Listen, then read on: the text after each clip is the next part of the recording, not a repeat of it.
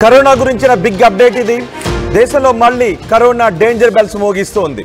వేగంగా కరోనా వ్యాప్తి చెందుతుంది. 2 కొత్త వేరియంట్లు ప్రస్తుతం వేగంగా వ్యాప్తి చెందుతున్న వాటిలో ఉన్నాయి. తమిళనాడులో NB181 కొత్త వేరియంట్ను గుర్తించారు. గుజరాత్లో LF7 వేరియంట్ కేసులు 4 నమోదయ్యాయి. ఈ 2 వేరియంట్స్ వల్లే చైనా, ఆసియాలో కేసులు పెరుగుతున్నాయని చెప్తున్నారు. అలాగే భారతదేశంలో కేసుల పెరుగుదలకు JN1 వేరియంట్ కారణమని వైద్యులు అంచనా వేస్తున్నారు. కేరళ, తమిళనాడు, మహారాష్ట్ర, కర్ణాటక రాష్ట్రాల్లో ఈ కరోనా వైరస్ వేగంగా విస్తరిస్తూ ఉంది. కేరళలో అత్యధికంగా 273 కరోనా యాక్టివ్ కేసులు నమోదయ్యాయి.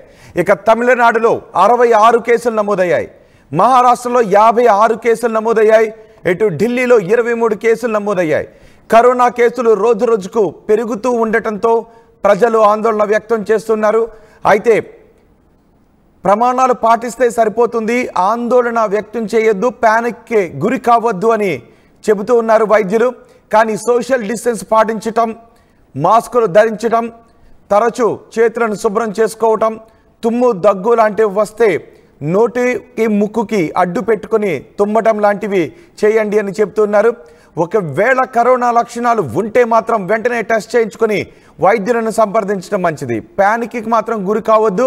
కానీ సోషల్ డిస్టెన్స్ లాంటివి పాటించడం, మాస్కులు పెట్టుకోవడం లాంటివి చేయటం మంచిది అని వైద్యులు సూచిస్తున్నారు.